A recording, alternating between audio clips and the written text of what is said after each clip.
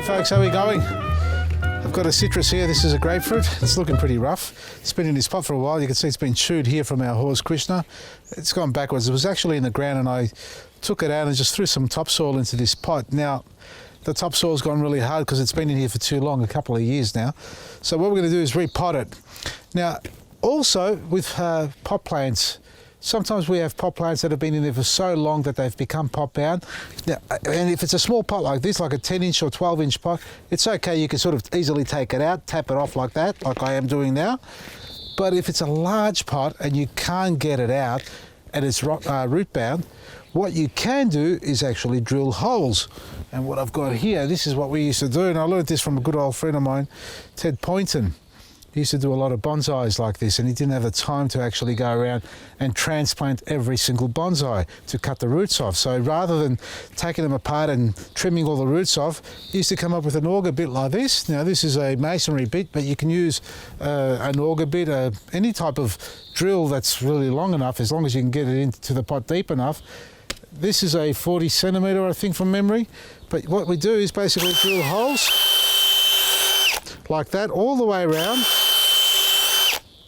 And what that does is cuts the roots off. So wherever it comes into contact with the root, it'll sever it off. So that part of the root that's been cut off, on the end of it will start to die off. So it'll decompose and become organic matter and it'll feed. And what then happens, new roots will start to develop. So if it's pot bound, you'll find it quite easy to drill in and you'll see lots of fibrous roots coming out of the soil itself too.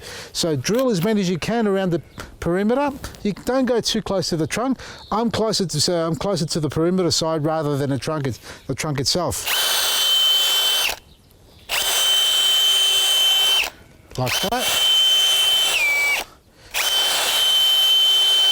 And that's what we do pretty much with anyone. So you don't have to transplant it. You can basically trim the roots off by drilling in now these holes that you've created. Rather than pushing soil back in there, get a little bit of compost, organic matter, a little bit of blood and bone, mix it all together. This is potting mix, but this is fresh potting mix that I've got here. And all you do is you sprinkle a little bit in each hole, poke it down like that, and that's how you get the nutrients back into the soil. And then a liquid feed on top with EcoBoost and Liquid Gold is all it needs. And you can sprinkle some black grit too if you like.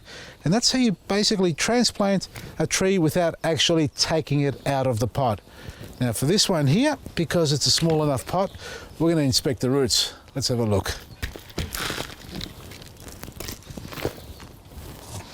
It's not too bad actually. I was expecting a lot worse. This soil is a bit heavy for it, so we're just going to break away the soil. Look at that. Look at, we've got cooch growing in here. So, if the soil was really, really rock hard and pot bound, you wouldn't be able to break it away and watch it crumble away this easily. You would have to probably sit it in a tub of water and let it soak up.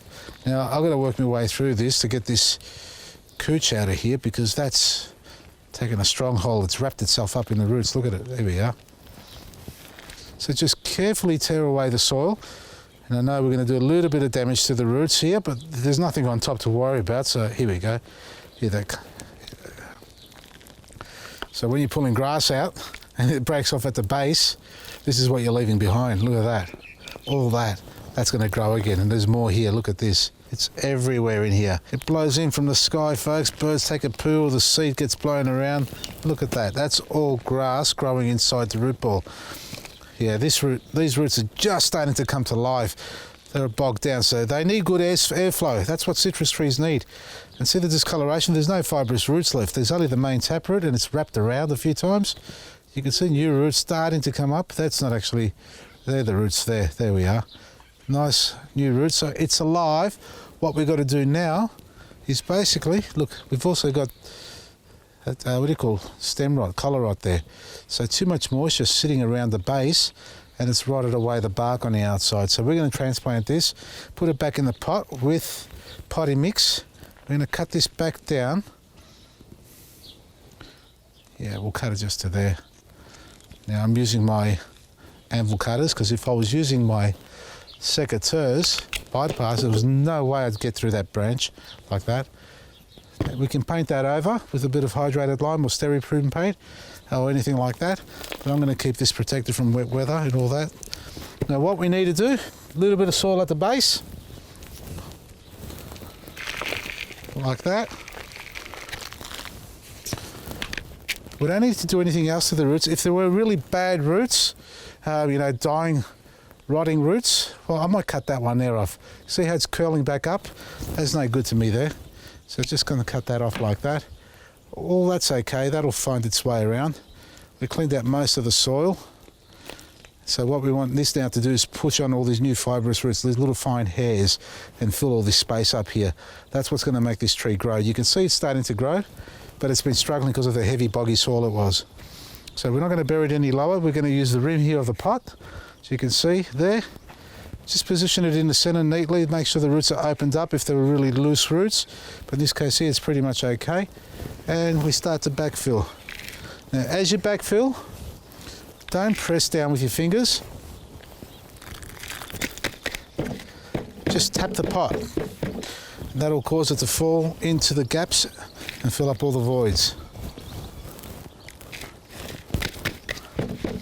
I've put a bit of seed raising mix into my potting mix, folks, just to give it a bit more body. There we are, like that. Now again, because there's no height in this plant, I'm not worried about it falling over, and I'm not worried about pressing down. Don't need to do that. It's nice and level there. You can top it up just a little bit higher. We generally use the rim of the line here, or the rim here, that line there you see. That's the sort of height you want to fill up your potting mix, just a little bit higher, just like that there. So that's the finish height. And the rest of that is basically your measurement for your reservoir of water when you apply water to it. You want to fill that up and let it soak through. Then fill it up again and soak through. As soon as you see it coming out of the base of the hole on the pots, that's when you stop, because otherwise you're flushing it through completely. Now, if it's loose soil, it'll hydrate it completely. If it's hard soil, chances are the water will actually run down the outside of the pot and not actually hydrate the root ball inside the middle, and that stays dry because it's like a dried sponge. So you need to put a drip system, a slow drip, so it hydrates it ever so slowly and soaks through and penetrates right into the heart of that root ball where it needs to go. Otherwise, you'll be watering it every day with a burst of water, a flush of water, and you're not doing anything. So now all we need to do is put a little bit of EcoBoost and liquid gold onto it and keep it aside where it gets plenty of morning sun and protect it from the afternoon weather where it's really hot, and just let it do its job. Give it a few weeks, you'll start to see new growth coming on that.